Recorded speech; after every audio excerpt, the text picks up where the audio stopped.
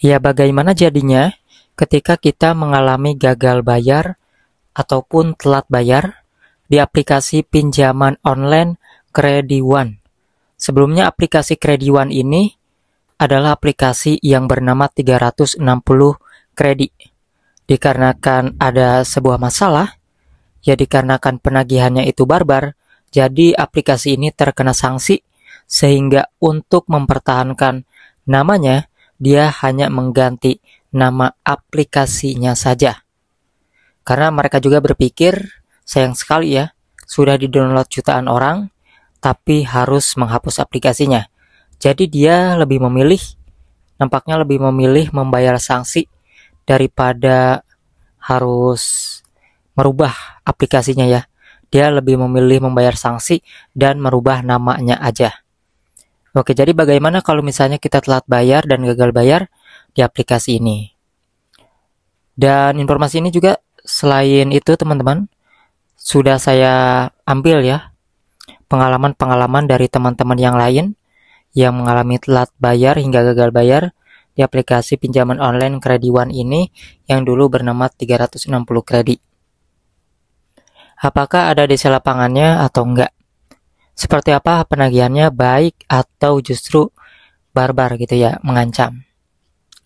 Ya perlu kalian ketahui di tahun 2025 ini, untuk aplikasi pinjaman online Krediwan sendiri, setelah saya cek di website resmi OJK, aplikasi ini baik itu namanya ataupun PT-nya masih resmi OJK. Artinya aplikasi ini masih terdaftar dan legal. Jadi buat teman-teman yang mungkin belum tahu, pas kalian pinjam uang di aplikasi 360 Kredi kok berubah namanya. Nah ini ya, bukan nggak ada, tetapi merubah namanya aja. Sepengalaman dari orang-orang yang telat bayar di aplikasi ini, mereka seringkali diteror telepon ya teman-teman. Entah itu penagihan lewat chat WA, bahkan tidak jarang ada juga penagihan-penagihan yang kasar, mengancam mau nyebar data, mengancam mau datang ke rumah, dan sebagainya.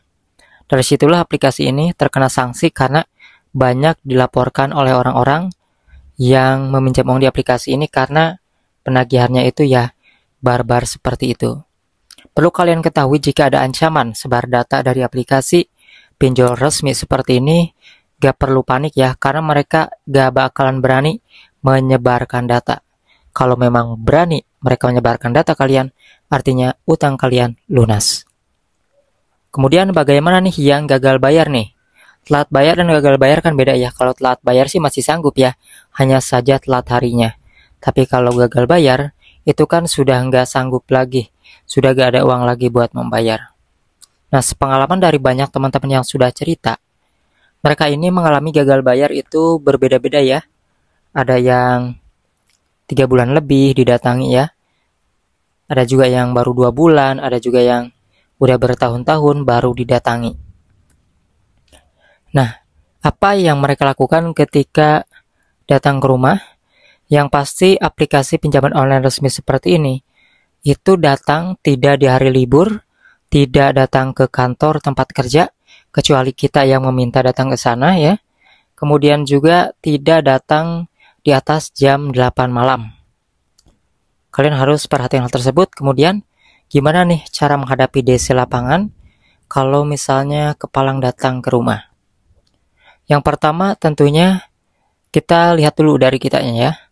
Apakah ada uang buat membayar namun tidak cukup untuk satu tagihan atau memang nggak ada uang sama sekali.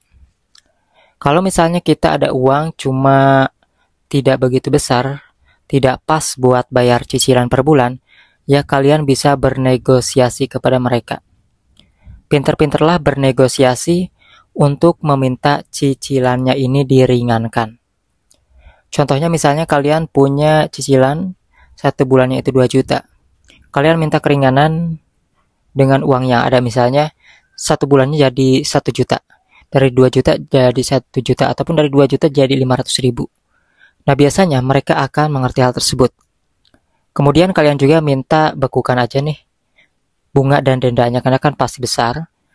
ataupun ringankan lah seperti itu. Nah, biasanya mereka akan memberikan keringanan tersebut ya. Yang penting utang kalian dibayarkan pokoknya aja. Namun yang harus kalian perhatikan adalah jangan sampai kalian membayar cicilannya itu di luar aplikasi. Nanti takutnya malah dimakan si DC-nya. Nanti di aplikasinya data kita masih segitu-gitu aja. Maka dari situ jangan pernah membayar utang di luar aplikasi. Ya, seperti itu. Intinya mau datang DC ataupun enggak, kalian nggak perlu panik. Nah, kalau misalnya uangnya nggak ada, gimana nih negosiasinya? Ya kalian jujur aja, kalau misalnya saat itu kalian memang belum punya pekerjaan lagi ya, misalnya berhenti dari pekerjaan atau di PHK misalnya, ya kalian katakan aja sejujurnya, belum ada uang dan tidak bisa memastikan kapan bayar. Dan mereka juga biasanya tidak bisa memaksa kita untuk membayar cicilan saat itu juga, mereka hanyalah menjalankan tugas. Kalau misalnya mereka dapat infonya dari kalian ya kalian gak bisa bayar sama sekali, ya mereka akan sampaikan hal tersebut ke perusahaannya. Kayak gitu aja sih. Paling resiko terbesarnya ya slik OJK kita jelek ya. Kalau dulu disebutnya itu BI checking teman-teman. Nah, jadi resiko terbesar dari gagal bayar itu ataupun galbay adalah terkena slik OJK.